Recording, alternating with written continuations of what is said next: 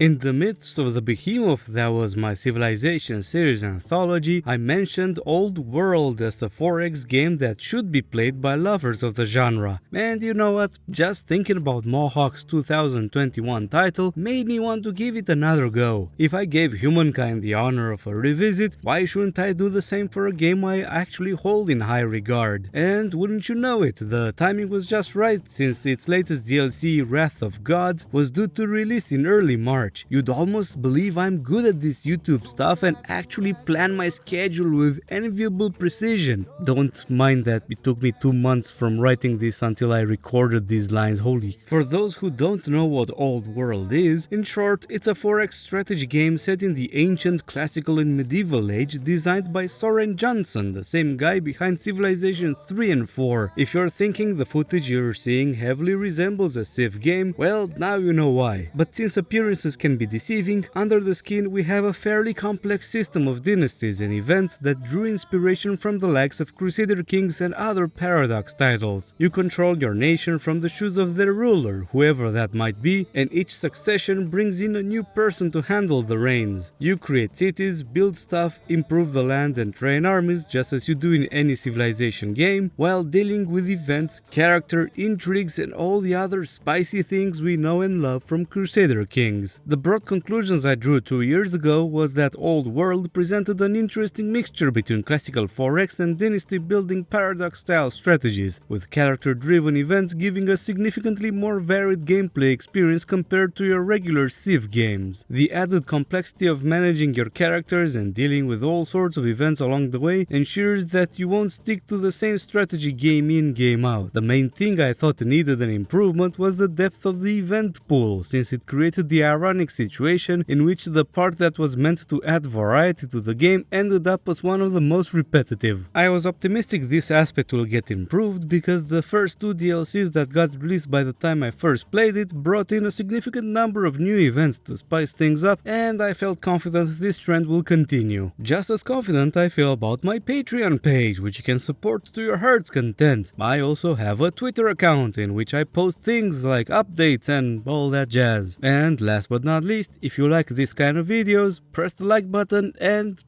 the channel will be supported, according to YouTube. Anyway, with that being said, let's get on with the video, shall we? This time around I'll provide a deeper look into what makes Old World tick, and from time to time I'll also highlight what it does different to Civilization. Not gonna leave to waste how fresh they are in my memory after all. I've played using all 6 of the released DLCs, including the newly released Wrath of Gods. Since I'm not going to do a deep dive of each and every one, here's a short description for each. Heroes of the Aegeans brings the nation of Hatti alongside many Greek-related scenarios. Not a significant impact, but the added nation is welcome. The Sacred and the Profane focuses on adding religion to the game with a new character class, religious mechanics, and a significant number of events relevant to this topic. It's an important DLC to have since religion can play a very important role in each playthrough. And you know how much of a sucker I am for religion in 4X games. The third DLC, Pharaohs of the Nile, brings many scenarios revolving around ancient Egypt alongside the new Kush nation that has its own take on the religion gameplay. The next one is Wonders and Dynasties, which focuses on putting even more meat to the dynastic mechanics, alongside more wonders, more historic characters and extra start options. Since this is the priciest of the bunch, I feel it's not the best value, but its additions are very welcome nevertheless. Behind the Throne brings even more events related mainly to court politics, alongside new special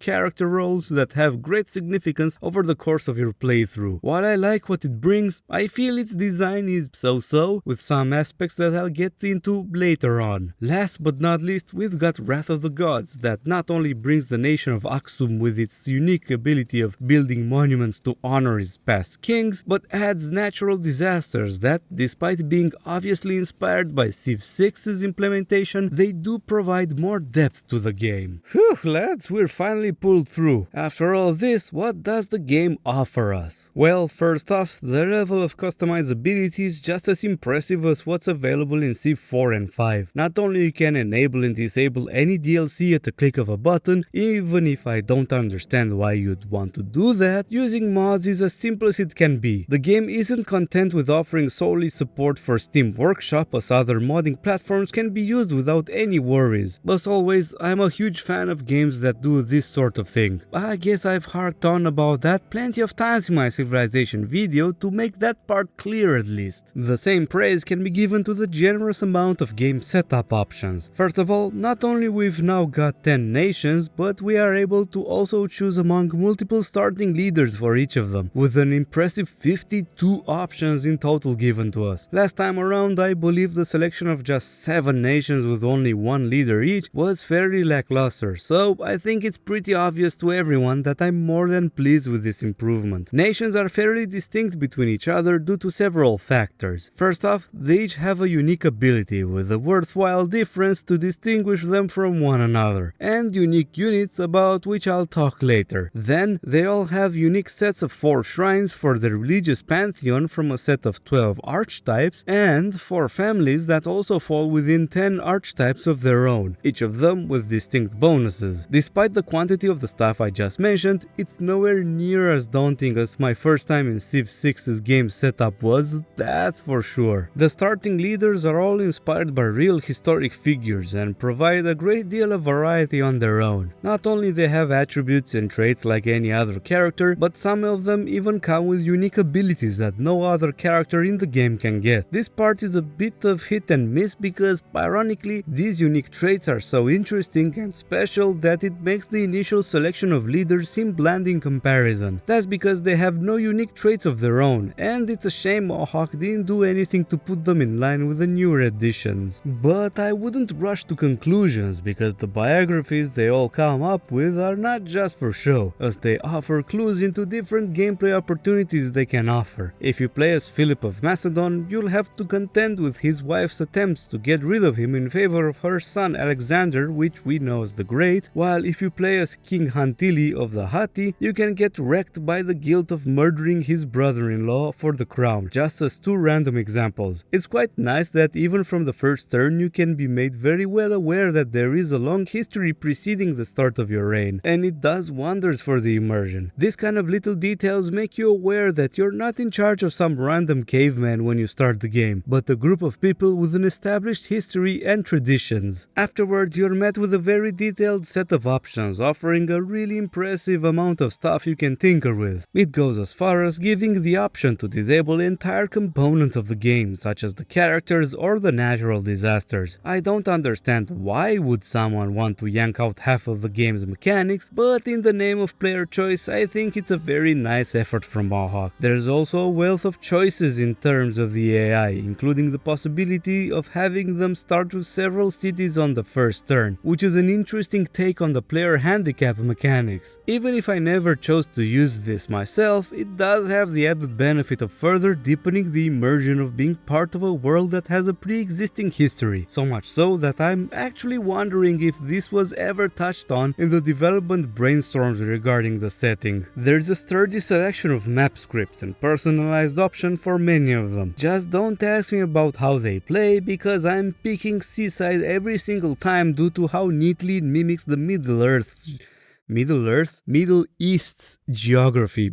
My god, wrong game, bro. Old World has its way of immersing the player into its setting, and frankly speaking, the Seaside map script does a good job on its part. The largest default map size is 90 by 90, which makes for a not super impressive 8,100 tiles. With the risk of sounding forgiving, I'll say that for the game setting, it's an appropriate size. It's a game about Mediterranean-like classical and early medieval kingdoms sparring, not continent-spanning empires warring over the millennia. I never felt as if the maps I played on were cramped or too crowded for reasons I'll elaborate later on, but I thought I should mention it now anyway. After going through all these choices and starting the game, you're already hit quickly by a lot of things that are worth talking about. First of all, the game's quite a looker, and the art direction leans more towards realism. I'm sorry to say this again, but the increasingly cartoony progression of the Civilization games games definitely wasn't rubbing me the right way, while Old World's approach does rub me the effects of natural disasters are a thing to behold as well, and the cherry on top is that the game achieves all of this with only 7 GB of installation size. Whoever handled the optimization instead of letting the game take 50 GB like most games do nowadays, hats off to you. Thank you for ignoring the industry's amazing design philosophy of asking your players to buy a new drive for each game they plan to install on their systems. Thank you. But there is a bad side to this, which is the map readability. I know I should mention it later when I'll talk about city development, but it's an issue right from the start. Things tend to blend in because of the high level of detail presented on the screen at all times, and sometimes resources are not exactly easy to spot at a glance. It doesn't help that the UI solution to this consists of lines of text instead of small icons that pop out easier. It's a bit ironic that a game that already is heavy in text across its entire interface has even more text as an option to help with readability. It's definitely a choice. When you start building around your cities, the issue exacerbates because a significant number of urban buildings look fairly similar to one another. You know, like buildings in real life after all. It's definitely a problem since they come with a whole suite of adjacency bonuses that you have to account for over time, so having issues to reliably tell them apart at a glance doesn't help. But at least the UI is a lot more helpful in this area than it was in Civ 6, with potential yields clearly displayed over each tile you intend to build something. The yields themselves are a bit better, but they have these ugly semi-transparent grey boxes in the background. It's a workaround, yes, but one that does a worse job than it did in Civ 5, where they just made them pop out with bright pastel colors and thick black edges to separate them from the background. It was such an elegant solution that I always played with it enabled, while Old World solution remained turned off in my playthroughs. It's ironic I keep talking crap about the UI because I think overall it does great things. I'm absolutely in love with the number of hyperlinks it has and the crazy amount of drop-down tooltips it displays. You can even chain them together as much as you'd like, as if they weren't accessible enough. It doesn't even care if you end up in a circular reference chain, just go wild with it, you're free, come on. For the number of concepts and special terms Old World utilizes, it never feels like you're fighting against the UI to make sense of it all. Part of the bad taste Civ 6 left in my mouth was precisely because it was a small battle to make sense of its dozens of systems it had at its disposal. And I haven't even started talking about how the UI deals with city production. Actually, you know what? The readability and UI parenthesis has run its course. Let's get back on track before I get to that part. So, cities. I still love the system Old World implemented for settling cities by allowing them only on so-called city sites. I think it's a nice compromise from humankind's district system that still addresses the city spamming issue that tends to be a theme in Civilization games. You can argue that it's a system that allows less player choice, yes, but min-maxing the map into a checkerboard of cities that almost form a grid is not the greatest thing either. I actually think that Old World's choice is one of the main reasons why maps don't feel small. The distances between settlements are much more natural to the eye. Or I'm just making an excuse, I don't know, I just like the game, okay? The city placement inflexibility is not that much of an issue when you account for the way borders expand. Not only do they wrap around the nearest resources if close enough when you create the city in the first place, but they can be expanded as you please with the help of specialists that you can train on every improvement that's close to the current borders. This isn't the only reason why you train them, in fact they're one of the most important things you can do for developing your cities and your overall economy. Not only do they provide a lot of additional yields, but they are the way you gain access to luxury resources as well. Speaking of, these resources are a tad simplified over what you'd expect. Each source worked by a specialist gives you a copy that you either keep to improve growth in your capital, or you give it to another city for extra happiness, or to a family or nation for an opinion boost. Otherwise, they don't have any distinguishing features or special buffs, but you'll see later that the opinion benefits make luxuries still very important to snag. You might ask yourself, where does that leave culture if this important component of border expansion was migrated over to specialists? Fret not, because it now serves an even more more important role by tying your city's cultural development to victory points. In short, cities can progress through 4 levels as they accumulate culture, increasing the number of victory points they each provide.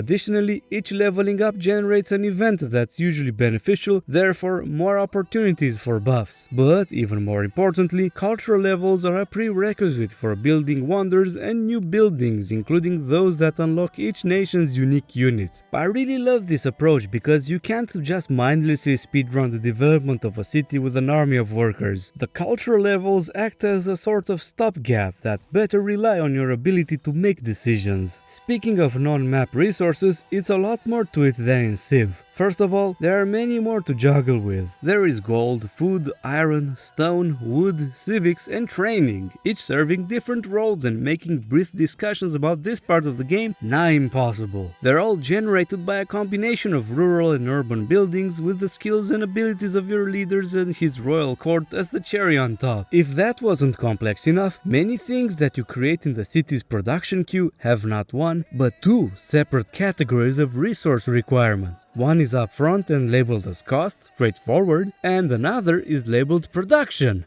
I don't envy whoever had to come up with the name for these 2 things, but man, does production being one makes things a nightmare to explain. This one replaces the generic hammers you had in Civilization, because here they're personalized to the type of thing you're building or training. For military units, it's the city's training guild that determines the speed they get finished, while specialists and projects consume civics, and stuff like workers and settlers use the city's growth. Yes, growth is a city-specific guild that is separate from food, the latter not actually determining the former, and I am really not blaming any of you for having your brains turned into mush right about now. Okay, look, I get it that there were a lot of balancing and design decisions behind how this whole thing works, but man, are these terms a pain in the ass to explain. I could go on dissecting the entire system, but it's going to take forever and give you further psychological damage. But overall I love the way it's designed because it encourages you to focus each city's production on what they're better at. Some cities can build a lot of farms and other growth related improvements and take the brunt of your civilian unit production, while others can take advantage of their military buildings to train troops faster. A cool thing about this is that once you start producing something, the production yield is directed towards it when it otherwise would have been sent to your national reserves. This means that if you start building the same kind of things in all of your cities at once, your reserves can get dwindled pretty severely if you have high maintenance on that particular resource. I don't know if this was the intention, but a great consequence of this is that it incentivizes you to pick up a much more diversified selection of things to do in each of your cities at any point of time. Better yet, the UI offers another great cameo by easily displaying each type of yields underneath your nationwide production, making it extremely easy to understand how each city is doing without intrusive walls of text. And this doesn't stop here, because a simple mouse over breaks down the source for each in a very easy way to understand. Once I got my head around this complex system, I was never left with the feeling that the game withholds information from me, and I was never in the position of being confused over how the economy is going. A great consequence of having this large suite of resources is that it prevents any one of them to become too powerful, because each of them have their own uses that are important for the development of your cities and nation overall. It's an amazingly well thought out way of handling city production, and even if it's an entire mouthful to describe, it's one of the game's standout features for me. When it comes to the buildings themselves, Old World handles them in a way that's similar to Civ 6, but not quite. First of all, to clear out the confusion, the game has 2 categories of buildings, rural and urban. Rural buildings are the good old tile improvements we know and love, farms, mines, and the like. They work in the same way, and all of them have adjacency bonuses with other buildings, nothing out of the ordinary about them. But urban buildings are a bit different, since they are built on the tiles surrounding your cities, with the added twist of being created by your workers instead of your city's production queue. They are placed individually instead of being concentrated in districts that act as hubs for each type as they do in Civ 6. The last part makes sense when you realize that there's only 8 buildings overall, plus the 4 shrines dedicated to the nation's pantheon and 2 more dedicated to your religion, so not that many. Only some of them benefit from adjacencies, but positioning still matters since they require an urban tile on it or right next to where you want to build them. This combined with the positioning rules of the rural buildings gives you plenty decisions to make. An important factor to take into consideration is that one of the big benefits of increasing the culture level of your cities is that it allows you to create additional copies of several rural buildings that can be quite the production powerhouses if placed correctly, such as granaries, which is on top of unlocking new urban buildings that are strong in their own regard. But I can't keep talking about buildings without mentioning the greatly helpful UI on show. Whenever you hover your mouse over a building in your workers list, the UI shows the yield gains on every tile you could build. That includes adjacency bonuses for the building itself and the tiles surrounding it whenever they apply. It's extremely helpful, especially after witnessing firsthand how painful it is to not have that in Civ 6. The only disadvantage is that if a certain building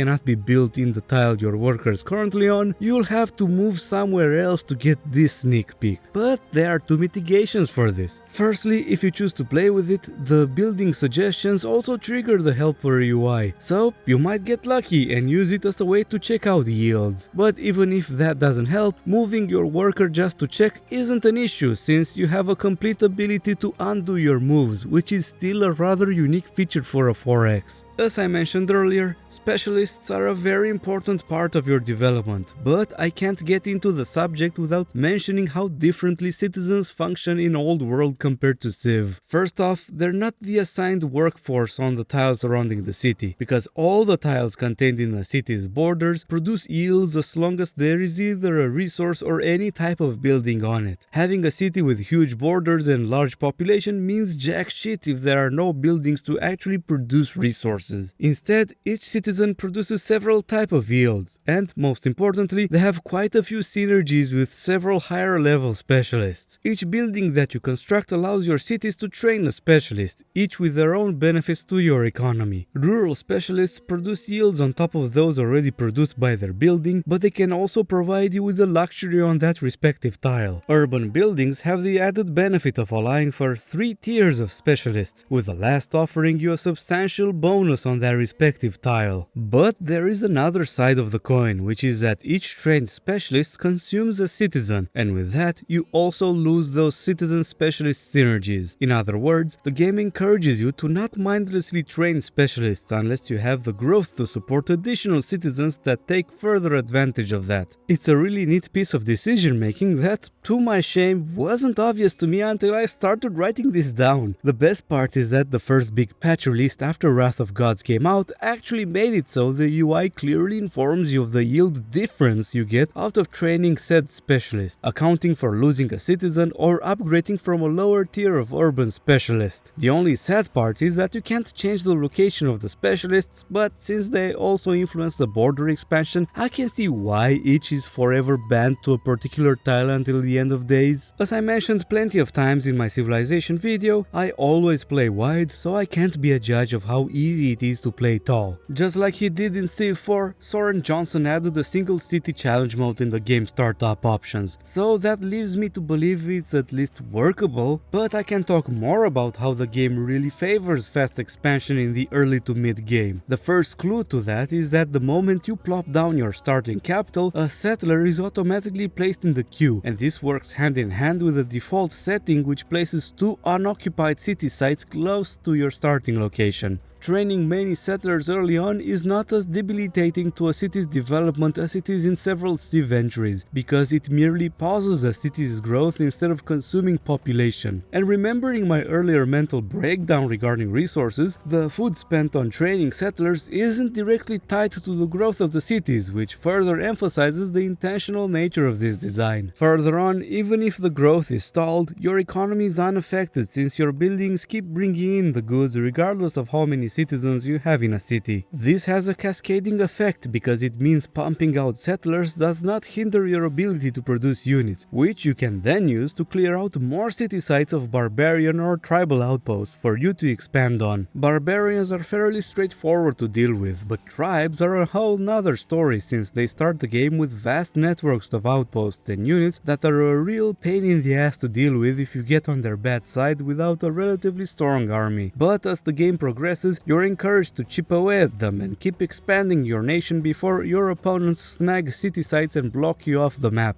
I personally enjoy this style of gameplay for all it's worth, but that's just me. Outside of the map, research is still done with a card system, which throws a fair bit of randomness into the process. I stand by the skepticism I expressed last time around about it, but I'm also warming up to its quirk. Not only that it helps addressing one of Civ's classical issues of encouraging beelining towards the optimal technologies, but it offers an opportunity for meaningful choices on the player's part. Between choosing whether or not to get a bonus card under the threat of permanently discarding it if you don't pick it right then, and prioritizing your choices knowing that you are not guaranteed to get your preferred follow-up at the end of your next research, interacting with this system is not a mindless affair. The game's civic system, called laws, is fairly straightforward at a glance. As you progress through the tech tree, you unlock the 15 pairs of law decisions that you can take. There are no complex tiers, hierarchies, or group bonuses, or anything else of the sort. You just have to pick and choose the laws you like the most at a given time. Despite its apparent simplicity, the way most of the laws are designed puts the player into another moment of taking meaningful decisions. Some laws are better than others, and some laws can be chained up for very strong synergies. No one can argue against these points, but many of these decisions really make you choose between strong mechanics you'd otherwise have no access to. Do you want to have bridges across rivers, or much faster urban specialist training time? Do you prefer being able to build all 4 pantheon shrines in each city, or you'd rather have orders from cities following your state religion? How about having to choose between earning culture or allowing scouts to cross the seas? All of them are powerful things to have depending on your overall strategy, and it's not always as straightforward of a decision to make. And it's a really cool touch that hovering your mouse on each displays the actual gain you'd get from adopting that particular law, so there's no need to do math in your head while making a choice. Religion hasn't changed in a significant way over the past 2 years. That includes my skepticism over the way they're created in the game, unfortunately. Instead of exclusively relying on discovering certain technologies or collecting a faith resource, Old World relies on a more complex system that borders on being convoluted at times. Just as an example, to create Christianity, there needs to be at least 2 cities that follow Judaism in the world and at least 1 in your own nation. And you need to have at least 12 cities.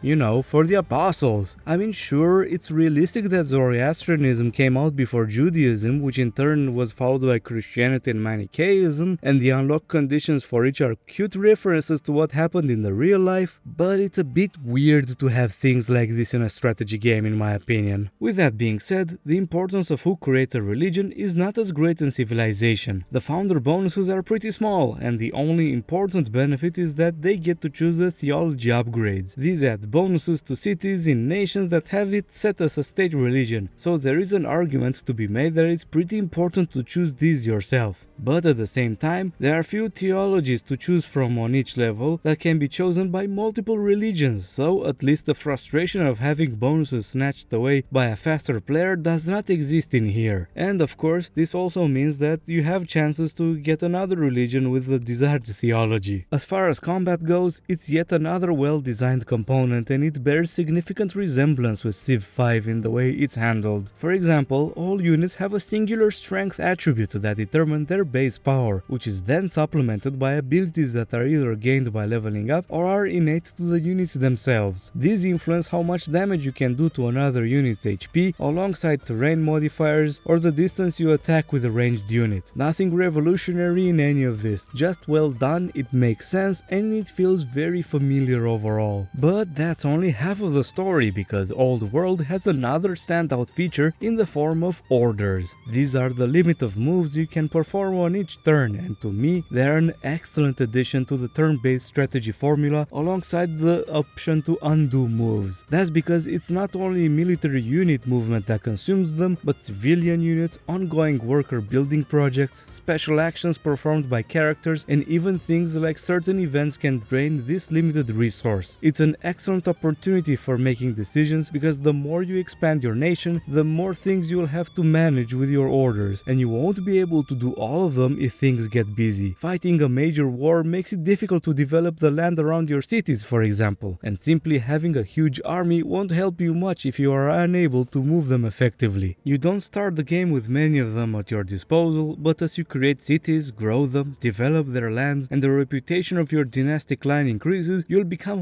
more adept at administrating your nation. There's not a huge variety of types of units if you reduce them to the 10 archetypes that they fill, but when you take into consideration that there are 2 or even 3 different units that fit into each, and then upgraded versions on top of that, and then the unique units or those that can be recruited from tribes on top of that, you can quickly see that there are quite a few options indeed. Each nation has a unique unit with its upgraded version on top, but what's more interesting about them is what you need to do before you'll gain access to them. Unlike Civ, where there was huge discrepancy over when they become available for each nation, here they are solely limited by having a stronghold or a citadel built in a city. These buildings require a specific cultural level of the city alongside a certain number of enacted laws before your workers can construct them. In other words, getting access to these powerful units reflects your nation's development just as much as having access to the resources needed to train them. It's a nice reflection of the game's strive to promote a well-rounded development, but at the same time, the unique units are not massive game changers either. In fact, the most powerful unit of the game is the Cataphract, the mounted unit that is available to everyone as long as they discover this particular technology. And plenty other units are pretty much on par with the unique units. So, while they do enable different ways of engaging war, you are not really forced into pouring the time and effort into getting your hands on them. I didn't make any mention about diplomacy until now because it's quite difficult to do so without delving into the whole character system. Any relation that you have with a nation, tribe, a family, or a religion rests solely on the personal opinion of their leaders towards your ruler. What's more, diplomatic interactions are nowhere near what you see in Civ games, because in Old World, they're mostly reserved to events that are either triggered spontaneously or by sending an envoy. The events themselves vary wildly, not only based on the opinion level, but also on a multitude of factors such as army size, resource production, cultural development of cities, character traits, and many others. I wouldn't call the diplomacy component simplistic, because it's not, but it does work outside of the player's control in plenty of occasions. It's not rare to be faced with an event that forces you to please one side at the expense of another, which particularly stings when you're trying to be on the good graces of both. In practice, it's a pretty fun system to interact with,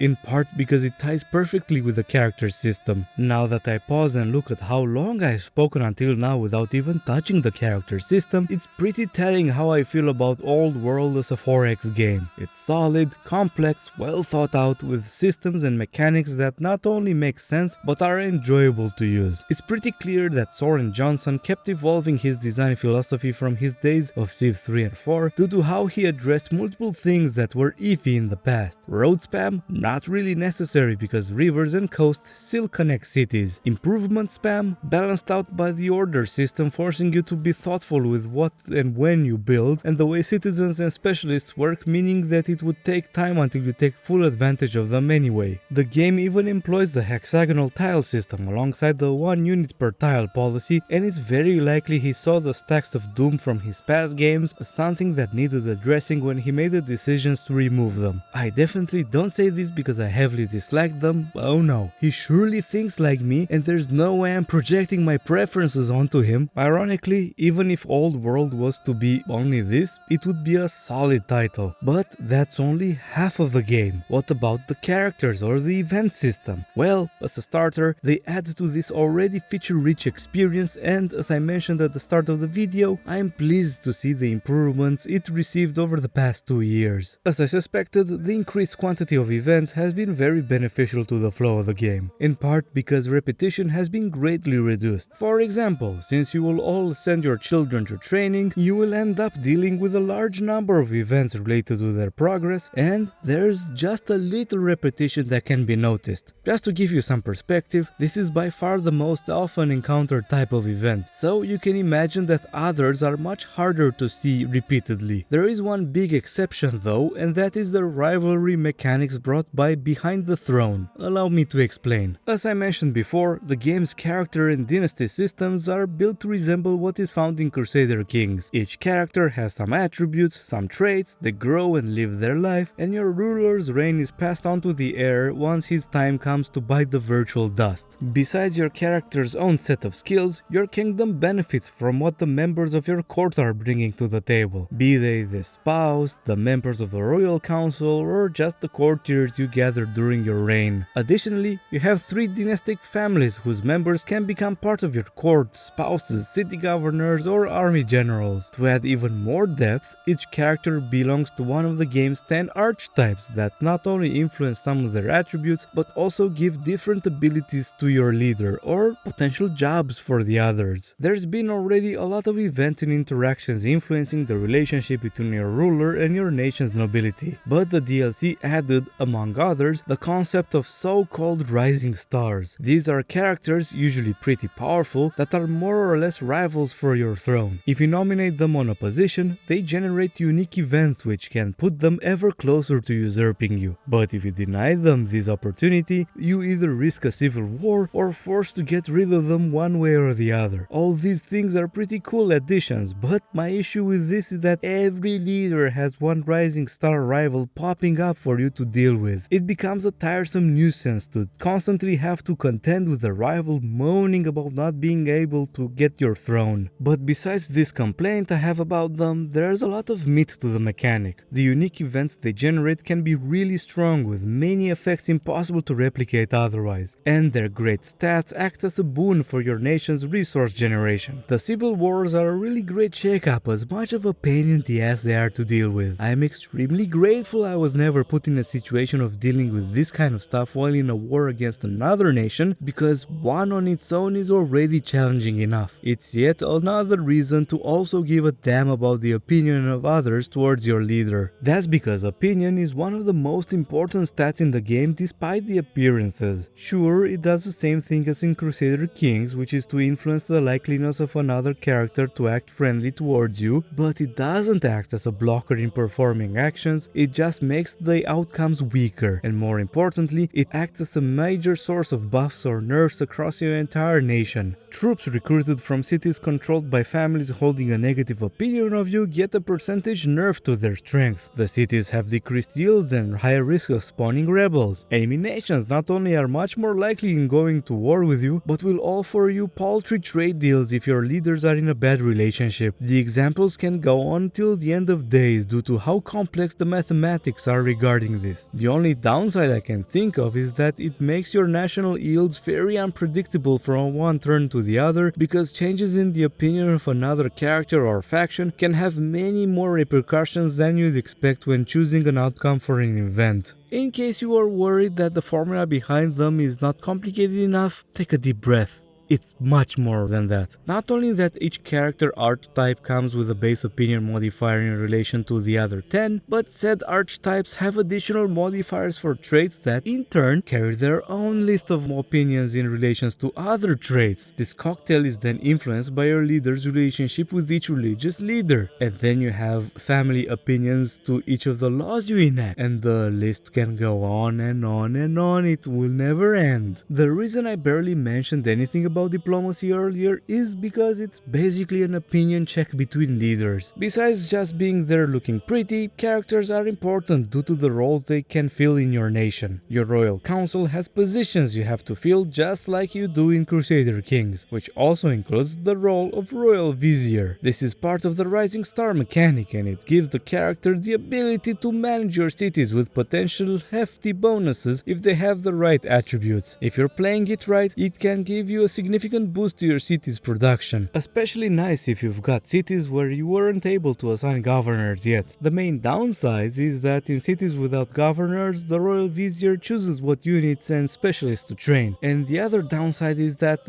he can force your ruler's abdication, no biggie. You might be tempted to willingly accept this on the basis of the rising stars above average stats, but there is a catch. You see, the source of their good attributes is the rising star status itself, which goes away once he gets his much coveted throne. Do you remember the classical joke of fighting a beefed up enemy that turns to shit once he joins your side? Yeah, that's exactly that. I see you, I see you. Assigning governors to your city is fairly important as well due to the bonuses they offer. Not only their attributes can significantly improve their production, but a sizable number of traits give specific buffs and abilities to governors. Unlike Civ, they don't automatically manage your cities, thus their only downside is that you need to get to a certain cultural level before you can prepare the infrastructure that allows you to assign them. You can argue that by a certain stage it becomes a job of its own to micromanage the government designations, but there's quite a few things to help you out in that regard. First of all, the map UI has multiple places where it tells you to do it, with the additional feature of the map UI displaying the character archetype of the one in the office. And lastly, every time one of them dies in the office, you get a pop-up notification from where you can easily handpick a successor. As for how the event system influences the flow of the game, I've got a lot of positive words. The UI is much cleaner than before, and it's quite easy to minimize them and take a look at something else before going back to address them. Even if you can't do the things like go to a list and handpick the event you want first, the fact that you can scroll between them to your heart's content means that stuff like being a prisoner to unskippable pop-ups doesn't happen, thankfully. And even beyond these technical details, the events add so much to the game it's hard to pick something specific to mention. They provide plenty opportunities to focus on things that resemble side quests with the help of numerous event chains, and most importantly, it keeps the game fresh. 4X games sometimes fall into these passages where nothing happens for several turns, and thankfully, the events can jolt some life back into these moments. If you've played Crusader Kings in particular, or any other Paradox title in general, you already know all of that. If not, well,